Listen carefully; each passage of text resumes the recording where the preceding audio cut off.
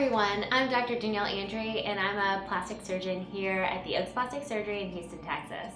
So today we're going to be talking about 5 things that you need to know about a tummy tuck.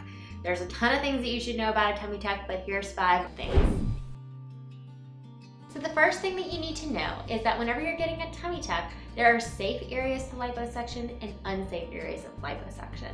This is something that we run into problems with a lot whenever we're having patients that are going to providers that are not necessarily trained to do these procedures, or in other countries that come back with problems. So let me show you why they get these problems. So there are certain areas like the sides that have been found to be safe for liposuction. So those are called the flank areas. We tend to liposuction these with almost all of our tummy tucks. You can also liposuction the back area. That's another safe area. The areas that you cannot really liposuction are between these oblique muscles, the middle part of the abdomen, and I'll show you why.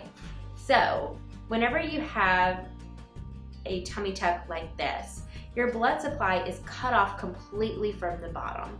And so that blood supply to the skin then has to come from another area. If you're liposuctioning the sides, that can blunt the blood supply from the side area.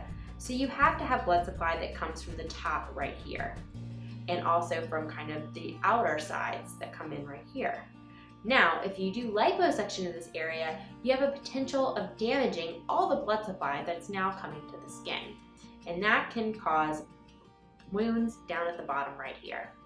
What we tend to see with patients who have had unsafe liposuction is wound healing problems or breakdowns, or even dead skin and fat in this area that's central right here at the bottom, because that is the area that's most prone to this whenever you block the blood supply.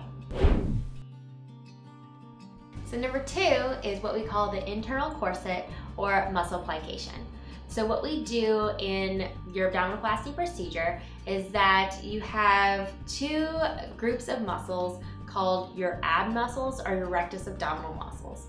And then on the sides of those, you have your oblique muscles. So with pregnancy or with weight gain, you can have separation of those rectus abdominal muscles, or your abdominal muscles, your abs, and that creates something called diastasis recti, which is the separation of those muscles. I'll show you a video here. It is a little bit graphic, so be aware of that if you're sensitive to it, of us bringing those rectus abdominal muscles back together with this internal corset. So you have your abdominal muscles here on either side and that separation. And what we do is we use a permanent suture to suture from top to bottom, bringing all of that together. And whenever we do that, it cinches in your waist on either side to give you that internal corset, and it also helps with some of that lower poochie area, kind of bringing that in. So the third thing that we're going to talk about is progressive tension sutures. So you probably have no idea what this means. So progressive tension is a way that we can distribute tension along the areas of the flap, or your abdominal skin that's lifted up, and sutures are stitches.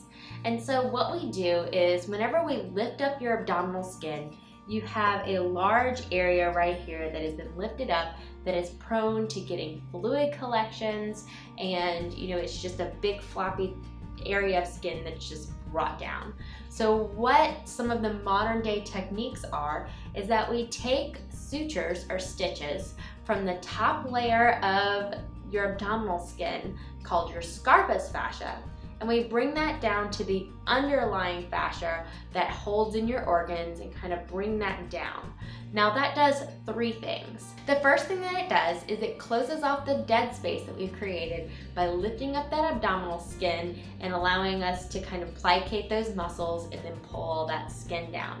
And so by bringing that skin down and closing off that dead space, it removes that space that fluid can build up.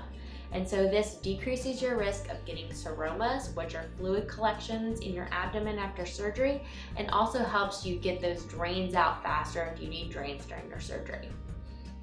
The second thing that it does is help with contouring.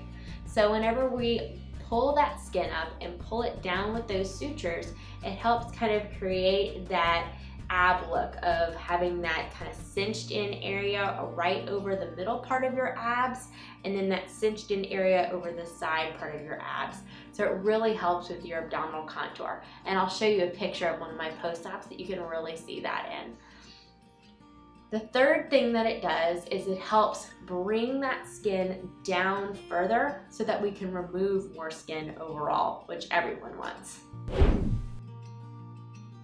So the fourth thing that we're going to talk about is the type of scar. Everybody wants to know what scar they're going to have from a tummy tuck. The first thing that you should know is that we keep our scars low. So we mark almost as low as you can go with getting as much skin from the top so that we don't get a T incision here in order to bring all that skin down. So we stick it well in your bikini line. But what kind of bikini do you wear?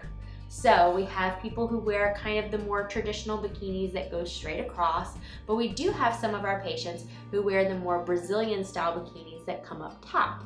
And so what we can do is we can tailor your tummy tuck to what type of bikini you wear. So I have my patients bring a bikini to the preoperative area, and we actually mark in that bikini line. The fifth and final thing that you should know about a tummy tuck is one of my favorite things that I like to tell patients about tummy tucks. There is a new medication called Xray. Well, I guess it's not so new anymore, but we've been using it for the past several years, and it has completely changed the game as far as how our patients recover after a tummy tuck. So what Xray is it's an injectable pain medication, very, very similar to the kind of injectable medication that you get at the dentist that numbs your gums for tooth surgery.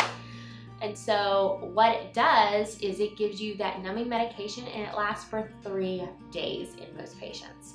And so that really gets people over that hurdle of the first 3 days that tend to be the most painful after a tummy tuck. We inject it along the fascial area, along your scar line, and around your drain so that it's very comfortable for the first 3 days. This makes it so that most of our patients hardly take any narcotic pain medication after surgery, and our patients who get Xray just absolutely love it and have such an easier recovery. So there it is. Those are my 5 things that I want you to know about my tummy tucks. But of course, there's so many more things that you should know about a tummy tuck if you're planning to undergo one. What you should do if you're interested in undergoing a tummy tuck is come see me in my office. We can talk about whether you're a good candidate, things that you should know about before surgery, what your surgery entails, what are the risks involved, what alternatives could be involved, and what you can expect for after surgery and recovery. So if you are interested in a tummy tuck, come and see me. I'd be happy to talk to you about it so that we can get you your best result.